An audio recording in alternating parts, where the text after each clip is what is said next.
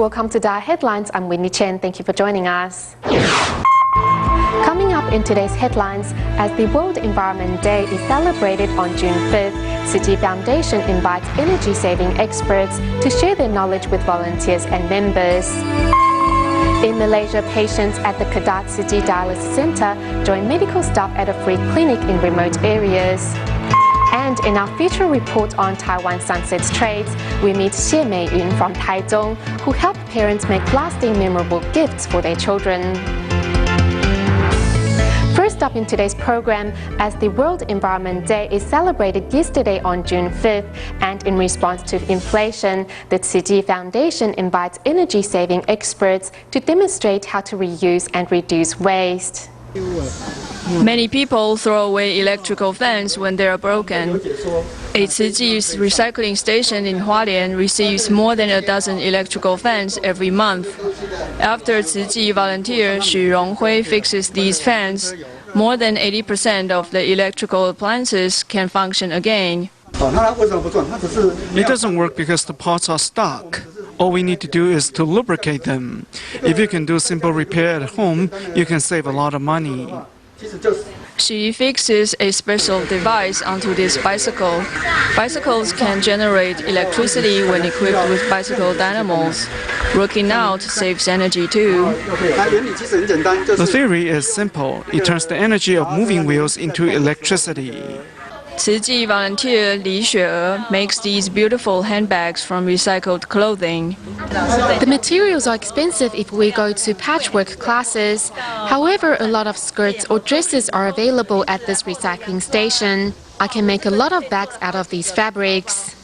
With a little creativity, everyone can be an expert in saving energy. Staying on the topic of environmentalism, at the DaAi Educate Center in Malacca, Malaysia, children, parents and teachers visited the local Citi Recycling Center to learn about conservation and how to sort recyclables. Using their little hands and scissors to cut out miniature trees using recycled paper, the 4-year-old children at the Malacca DaAi Educare Center want to present these trees to Mother Earth to help cool her down.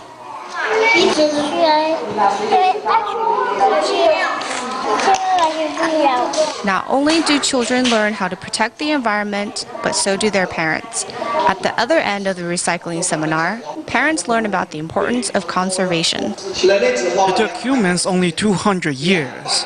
Only 200 years, and we have destroyed this earth, this beautiful earth. My heart is sad after viewing the videos because this relates to our world, our earth and everyone.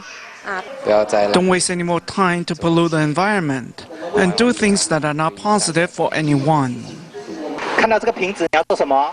The next day, with everyone on the same page, the children and their parents excitedly arrive at the local Citi Recycling Center to practice recycling. For example, usually we think plastic goods cannot be recycled, but now I found out they can. Now I can sort the different types better. New information must be practices, for going green not to be just a phrase. That is the new goal of these families.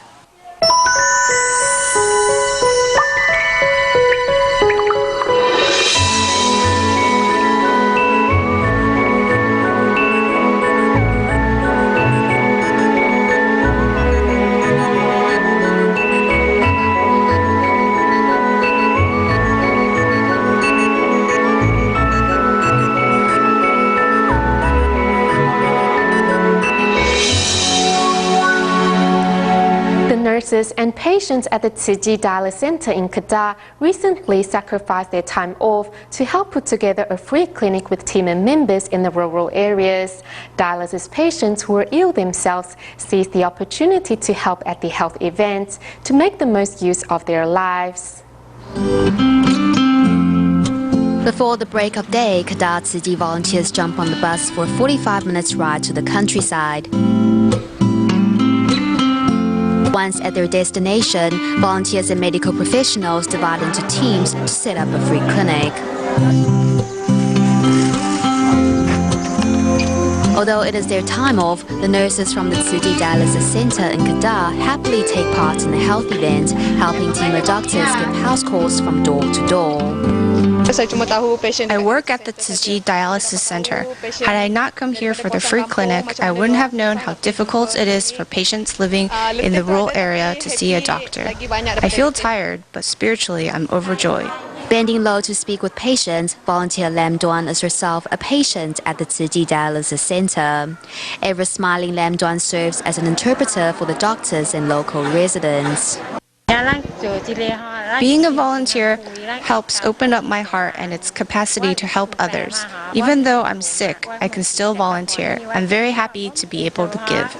Giving up their holidays for the welfare of others, the nurses and patients from Tzu Dialysis Center, together with team of doctors, relish in the joy of relaying love. Also looking after residents living in remote areas are the team of medical staff from central Taiwan who traveled to Miaoli's Zuolan and Taichung's Xinse to hold free clinics. Let's take a look. Grandmother Huang of Taichung Xinse is a stroke victim. She also has a heart condition and high blood pressure. So, the first thing the medical teams do when they arrive is check on her blood pressure. The test results show that her blood pressure is higher than normal. As it turns out, the grandmother cannot distinguish between the medicines. In order to prevent her taking the wrong pill, nurse Ding Jinlan makes marks on the packaging to help out. Still worried that grandmother Huang will not figure it out, Ding Jinlan gives her a test.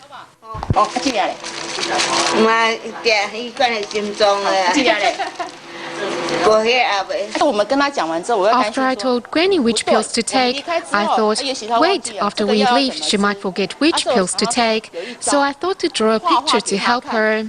At the Miaoli Zhuolan Free Clinic, Tzu volunteer Huang Yue, along with the medical team, goes into homes to treat senior citizens. When she sees an elderly with long fingernails or toenails, Huang Yue will take out her nail clippers and clip their nails. I always carry nail clippers in my bag because I'm a nurse by trade. I feel sanitation is very important. It's not often we are here seeing the long nails. If I don't clip them, honestly, when I return home, I will be very unsettled. Using a little more effort to help out, the medical staff and Tzu volunteers warm the hearts of the residents and brightens the Mid-Island Mountains. In 1998, Mr. Zhang killed his girlfriend after a violent argument and was later sentenced to 16 years in prison for manslaughter. While serving his terms, Zhang, who was full of regret, found salvation in DaAi Radio.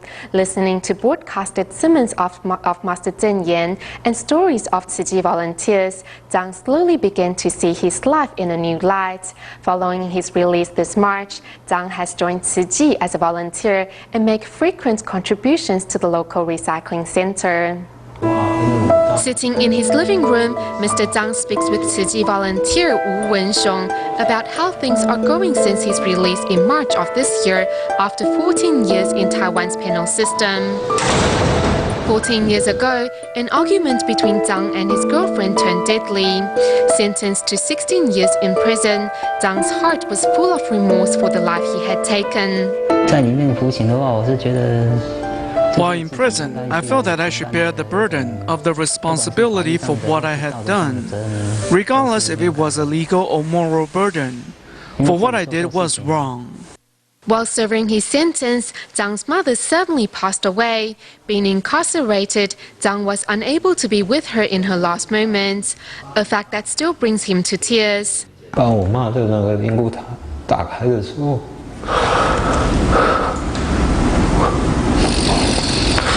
我看到我妈的照片，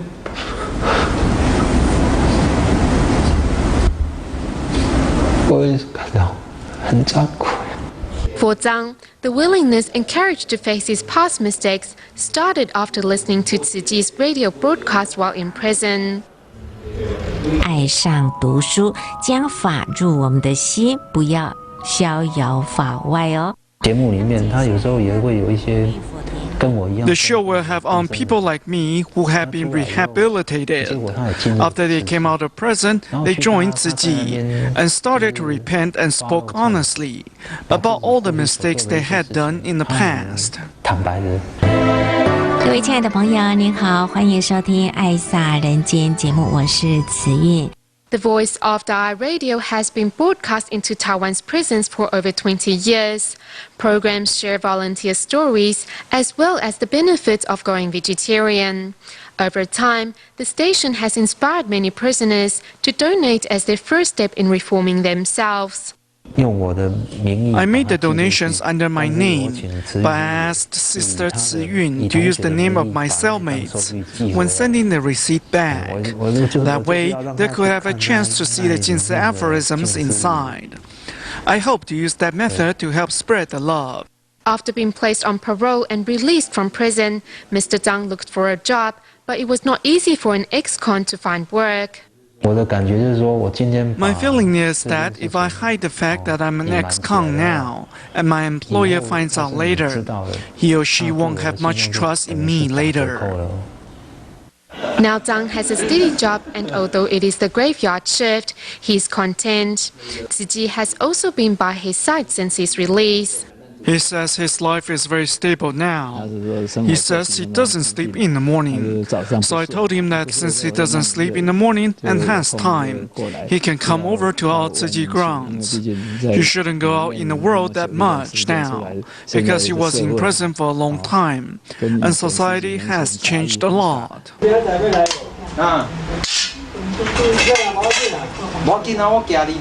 Whenever Zhang has free time, he works at what has become his second home, the local recycling station. For example, this wheel. It is made of galvanized iron.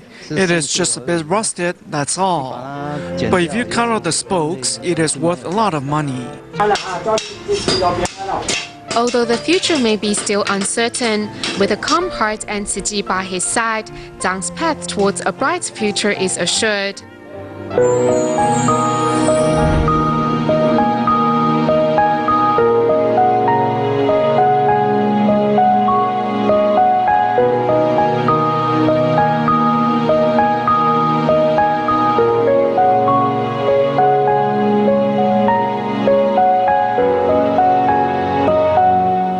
Taiwan's Zishan Foundation was started 15 years ago by Dharma Master San San from Vietnam.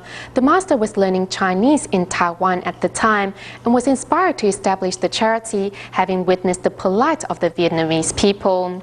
As Taiwan's donor visited the orphanage in May, we tag along to learn about its significance.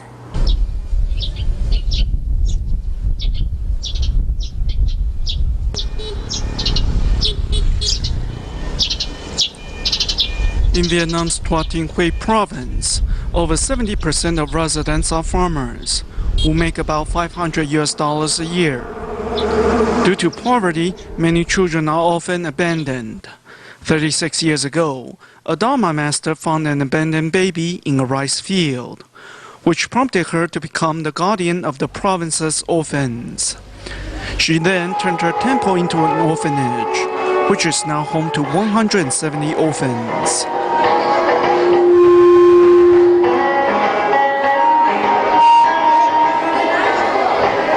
The children are putting on a performance for visitors from Taiwan's Zishan Foundation. The foundation began donating to the orphanage regularly 15 years ago. It was thanks to this money that Litina could continue her education. 2 years ago, she entered Hui Tourism College. Hearing that her Taiwanese benefactors are visiting, the young woman spent a month preparing a special gift.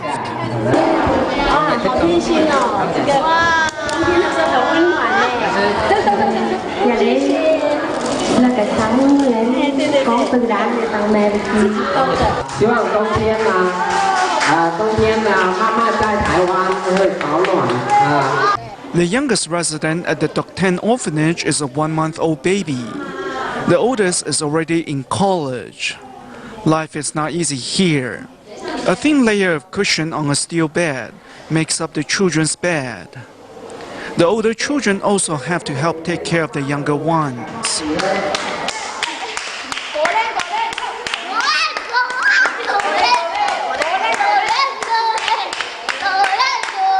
However, here they are fed, sheltered, and allowed to have a childhood.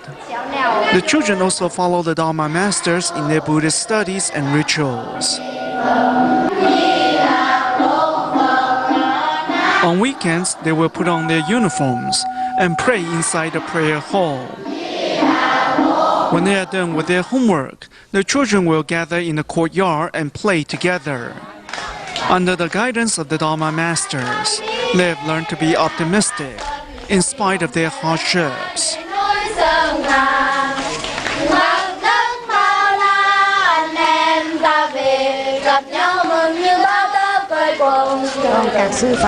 Our philosophy is that the children are like precious saplings, and we, the nuns, are the ground which they grow up on. However, these small trees need sunshine to grow big and tall, and our benefactors are just like the sun shining its warmth on the earth.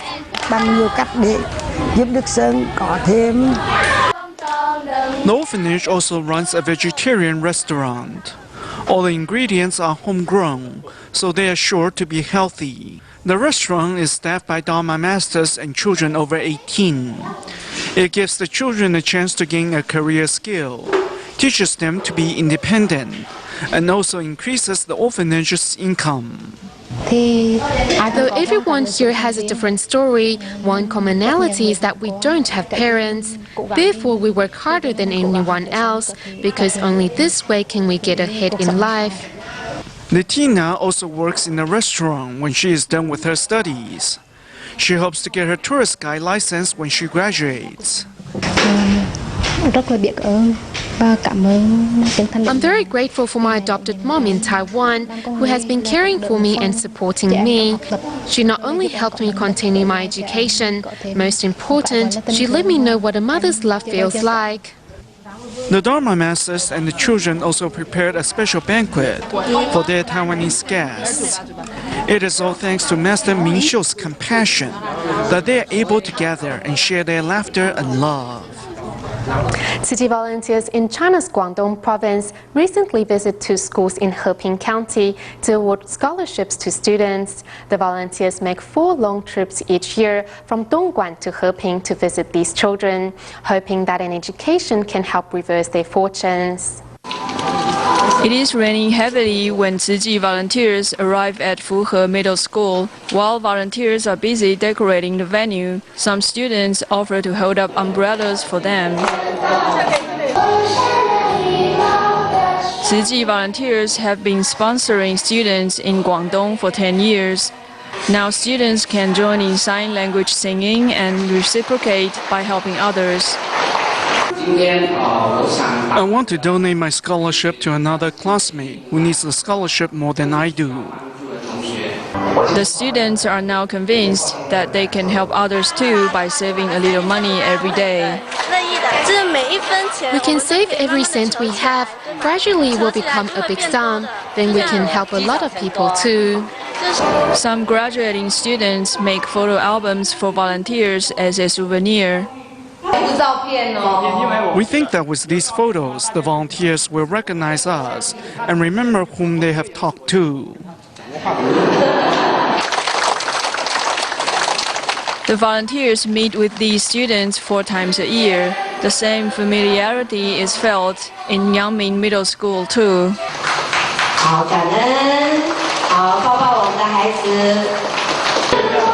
From Dongguan to Heping, the 500-kilometer journey doesn't seem to be far when love is there.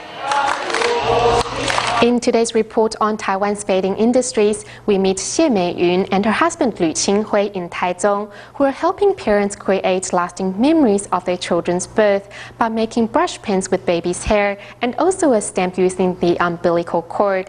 Here's more.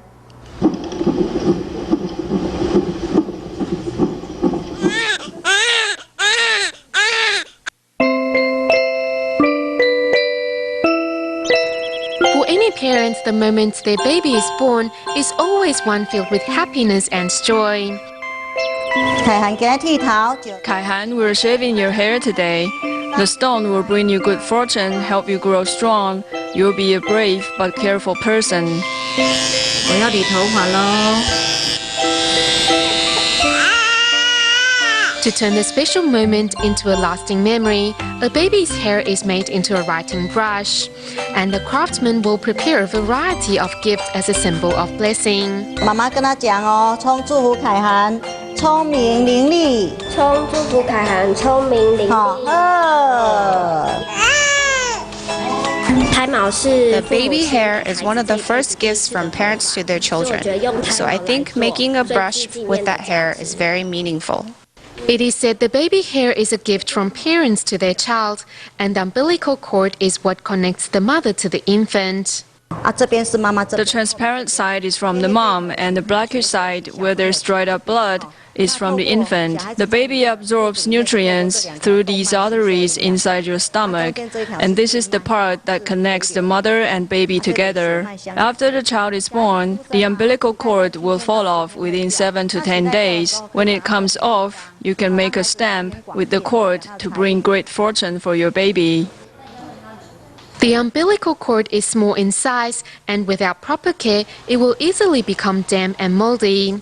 Thus, the blood stain must be first washed off and dried up.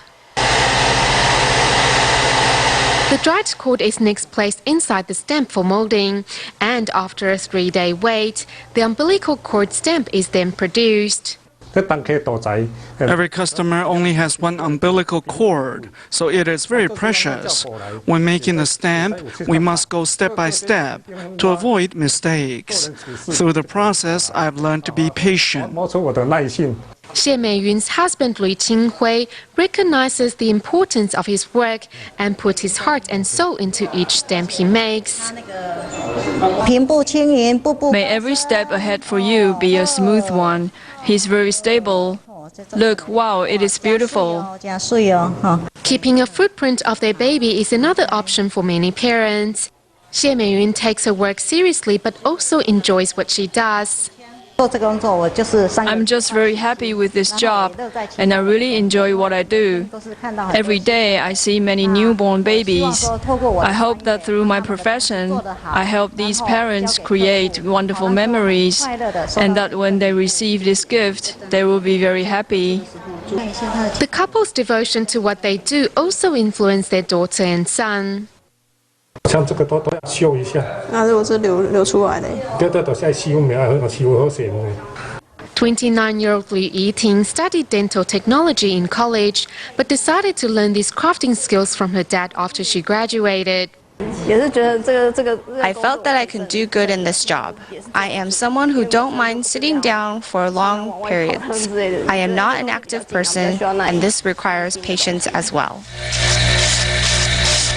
And Lu Youde, who is still in his second year in university, also feels a sense of mission to take on the family baton.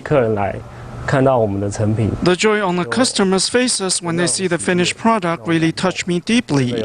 So I hope that we can continue to create many moving experiences for parents, and that when the child grows up, they will be grateful to their parents for this special gift. Xie Meiyun and her family owe hope to continue helping many more parents making lasting memorable gifts. At the end of today's program, we joined Tzu Chi volunteers in China's Guangdong province as they visit a local kindergarten to promote conservation work. Thank you for tuning in. Goodbye.